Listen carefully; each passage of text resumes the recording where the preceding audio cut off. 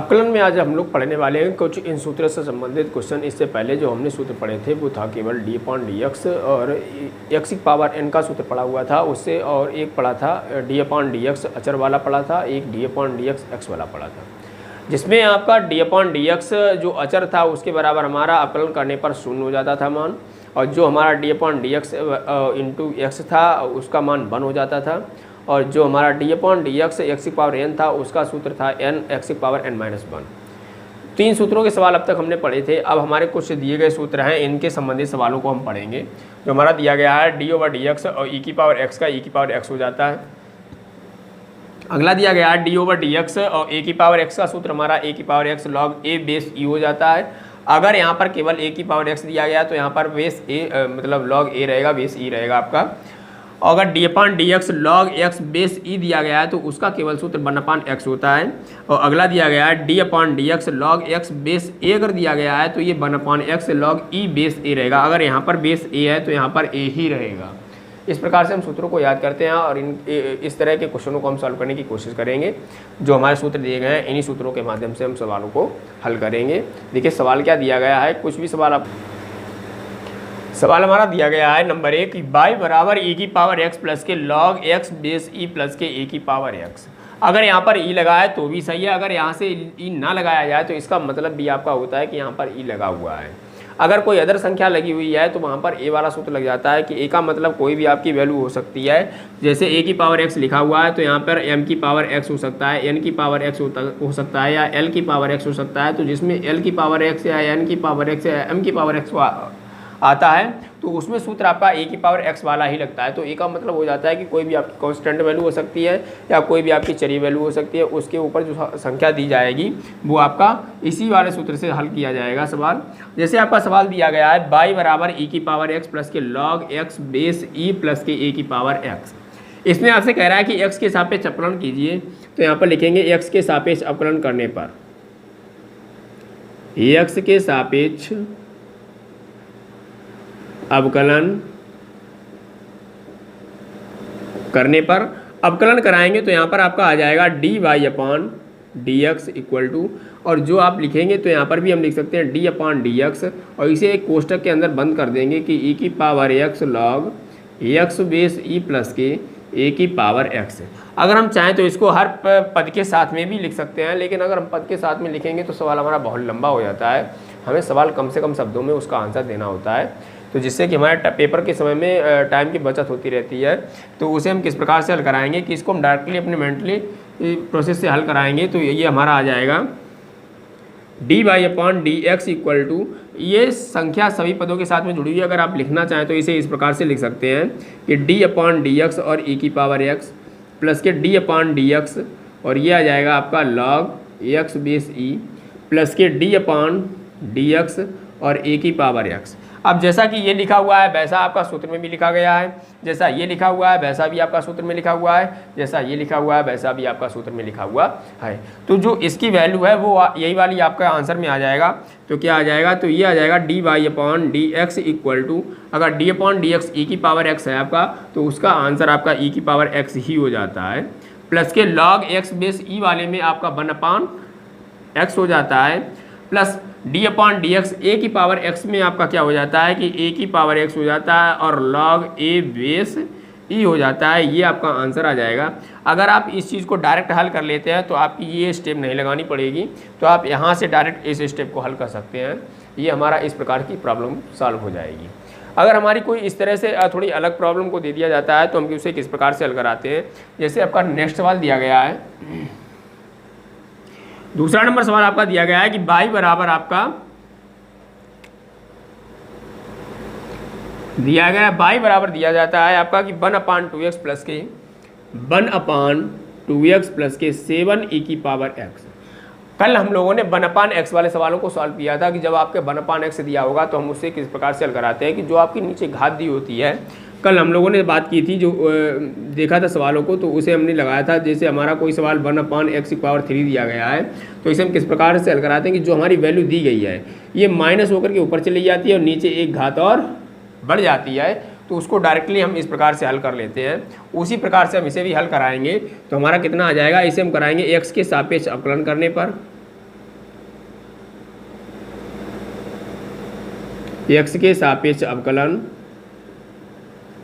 करने पर, इसका जब हम अवकलन कराएंगे तो उसे हम किस प्रकार से हल कराएंगे कि ये जो हमारा बाई दिया गया है ये आ जाएगा d Y upon D x, ये आपका 1/2 बार बना रहेगा। इसको हम डायरेक्ट हल कराएंगे अगर आप करना चाहें तो, नहीं तो आप डी अपॉन डी एक्स लिखना चाहें तो डी अपॉन डी एक्स भी लिख सकते हैं। 1/x आ जाएगा, ये 7 आपका बना रहेगा, ये आपका डी अपॉन डी एक्स आ जाएगा और ई की पावर एक्स आ जाएगा। इसे हम देखिए किस प्रकार से हल कराते हैं कि D Y upon D X आ जाएगा, ये आपका 1/2 बना रहेगा, इनटू में ये आपका 1/x दिया गया है।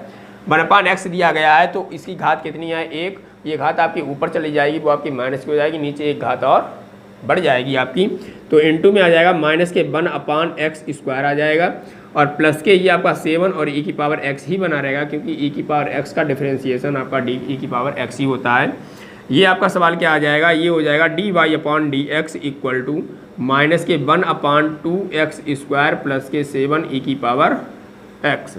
ये आपका आंसर हो जाएगा इस प्रकार से।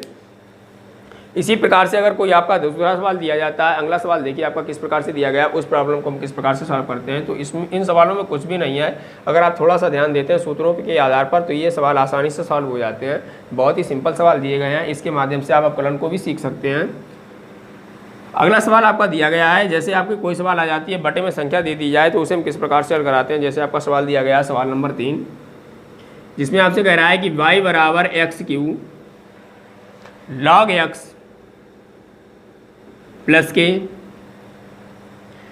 x माइनस के x³ ई की पावर x और इन पूरे के बटे में आपका x³ दे दिया जाए तो इस प्रकार के सवालों को हम किस प्रकार से सॉल्व कराते हैं। देखिए कि सबसे पहले जो आपका बटे में संख्या दिया गया है ये प्रत्येक पद के बटे में आ जाएगा और इनकी ऊपर वाली जो घातें हैं वो आपकी कम हो जाएंगी। तो यहाँ पर आ जाएगा y बराबर x³ से ये वाला x³ कैंसिल हो जाएगा, तो यहाँ पर सिर्फ बचेगा आपका log x और प्लस इसमें से आपकी एक घात कम हो जाएगी तो बचेगा 1/x² और ये माइनस का x³ से x³ कट जाएगा तो e की पावर x बचेगा, जो आपका सिंप्लीफाई होकर आएगा तो वो आ जाएगा y बराबर log x प्लस के 1/x² माइनस e की पावर x।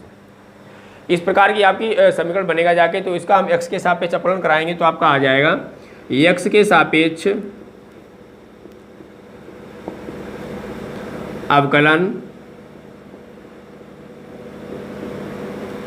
करने पर हमारा कितना आ जाएगा, ये y वाला जो पद आपका है वो आपका dy अपॉन डी एक्स में बदल जाएगा और ये आ जाएगा d अपॉन डी एक्स, ये हो जाएगा आपका log x प्लस के d upon D x 1/x² minus के d अपॉन डी एक्स और e की पावर x।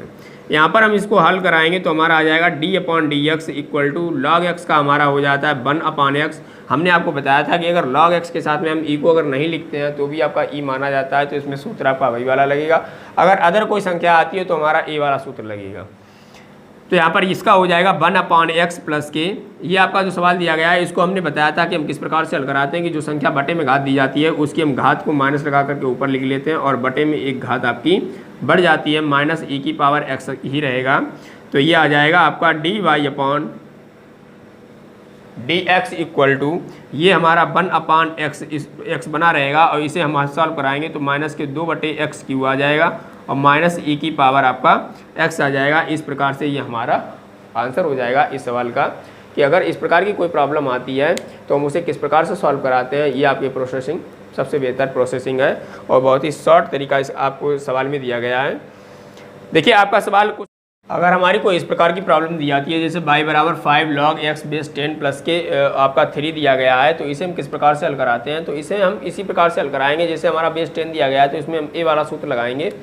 इसे हम अगर हल कराएंगे x के सापेक्ष तो लिखेंगे x के सापेक्ष अवकलन करने पर, तो ये हमारा आ जाएगा कि dy upon dx equal to ये हमारा 5 बार बना रहेगा, ये आ जाएगा d अपॉन dx और ये हो जाएगा log x बेस 10 प्लस के 3 into D upon dx into 1 आ जाएगा आपका। तो इसे हम जब हल कराएंगे तो ये हमारा बना रहेगा dy अपॉन dx, ये 5 आपका इंटू में बना रहेगा। इसका सूत्र होता है 1/x यानी 1/x आ जाएगा और ये आपका log e बेस 10 आ जाएगा और प्लस के ये आपका 3 इंटू 1 आपका कांस्टेंट वैल्यू है, इसका हम अवकलन कराते हैं तो इसकी वैल्यू 0 आती है, तो 3 का 0 में गुणा कराएंगे तो ये तो हमारा 0 हो जाएगा और इसे हम हल कराएंगे तो ये हमारा आ जाएगा dy upon dx equal to ये हमारा आ जाएगा 5/x और ये हो जाएगा log e बेस 10। ये हमारा 4 नंबर सवाल का आंसर हो जाएगा। इसी प्रकार से अगर कोई सवाल आपका इस प्रकार से दे दिया जाए, जैसे कि आपका दिया गया है अगला सवाल, देखिए किस प्रकार से लगाते हैं। सवाल दिया गया है y बराबर आपका कि x कोष्टक में 1 प्लस के x स्क्वायर और प्लस के a की पावर x। जब आपका कोई संख्या बाहर दे दिया जाए और शेष कोष्टक के अंदर दे दिया जाए तो सबसे पहले हम इसका एक कोष्टक के अंदर गुणा करा लेते हैं, उसके बाद हम उसका x के सापेक्ष अवकलन कराते हैं। तो हमारा क्या आ जाएगा, ये आ जाएगा y बराबर x प्लस के एक्स क्यूब प्लस के a की पावर x। x के सापेक्ष अवकलन करने पर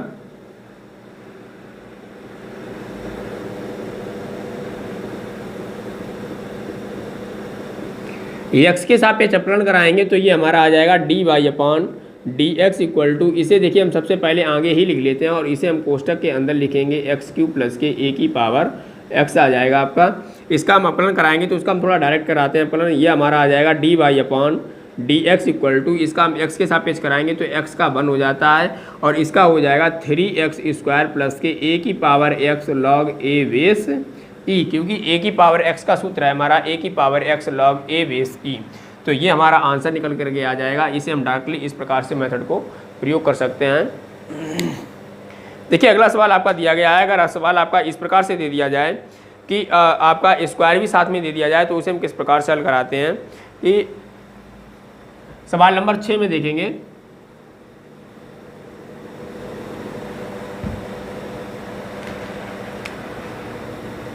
छः नंबर सवाल में आपका दिया गया है कि अगर e की पावर x प्लस के a की पावर x प्लस के 1 अगर एक साथ में दे दिया जाए तो इन्हें किस प्रकार से हल कराएंगे।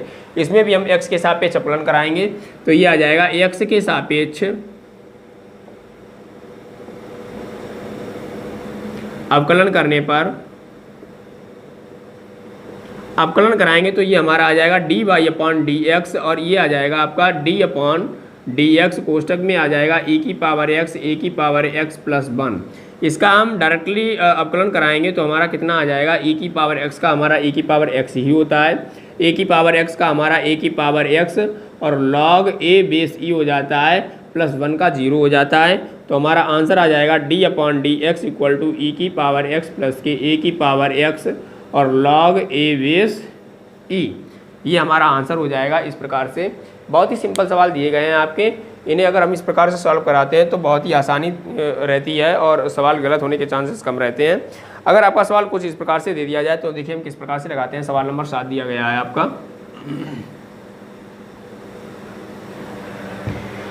सवाल आपका दिया गया है जैसे y बराबर दे दिया जाए log x base a plus के log x स्क्वायर और बेस e आपका दे दिया जाए। तो सवाल नंबर आपका नेक्स्ट दिया गया है 7 नंबर सवाल आपका है कि जैसे अगर आपका y बराबर दे दिया जाए कि log x बेस a कर दिया जाए और यहाँ पर log x square base e कर दिया जाए। तो देखिए इन सवालों को हम किस प्रकार से लगाते हैं। आप लोगों ने सूत्र पढ़े थे कि अगर log m की पावर n लिखा हो तो उसे हम n log m लिख लेते हैं, कि जो m के ऊपर घात लगी होती है उसे हम log से पहले कर लेते हैं, उसके बाद में हम उसको सॉल्व करते हैं। तो उसी प्रकार से इसे भी पहले हम लिखेंगे कि हमारा y बराबर आ जाएगा log x base a plus के 2 log x बेस e। इस प्रकार से आ जाएगा। तो इसे देखिए अब हमें हल करने में आसानी रहेगी कि x के सापेक्ष अवकलन करने पर x के सापेक्ष अवकलन करने पर तो हमारा ये आ जाएगा dy upon dx equal to x log x base a जो हमारा दिया गया है उसका सूत्र क्या होता है, उसका सूत्र होता है 1 अपॉन x और log e बेस a और प्लस के ये 2 हमारा बना रहेगा। इसका आंसर आपका आता है 1 अपॉन x। अगर हम चाहें तो दोनों में से 1 अपॉन x को हम कॉमन भी ले सकते हैं। तो हमारा कितना आ जाएगा कि 1 अपॉन x को अगर हम कॉमन लेंगे तो हमारा ये आ जाएगा log e बेस a और प्लस के 2 आ जाएगा। ये हमारा आंसर हो जाएगा। तो इस प्रकार अगर कोई क्वेश्चन हमारा आता है तो उसे हम किस प्रकार से हल कराएंगे, ये आपकी प्रोसेसिंग दी गई है। बहुत ही शॉर्ट मेथड और बहुत ही सरल मेथड है जिससे आपके सवाल गलत होने के चांसेस कम रहते हैं। तो इस प्रकार के सवालों को हम हल कराते हैं। इससे वीडियो के लास्ट में आपका जो क्यूज का कहा गया था तो उसके क्यूज का क्वेश्चन है आपका, इसका आंसर ज़रूर दें। जो पिछली वीडियो दी गई थी उसका अभी कोई जवाब नहीं मिला था हमें। आप लोग कमेंट बॉक्स में ज़रूर दिया करें उसका आंसर। सवाल है आपका कि लिखित गणित का सबसे पुराना प्रमाण कहाँ से मिलता है।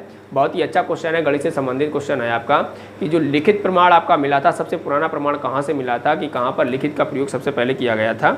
लिखित गणित का सबसे पुराना प्रमाण कहाँ से मिलता है, इसका आंसर आप लोगों को कमेंट बॉक्स में ज़रूर देना है। वीडियो को लास्ट तक देखा करें।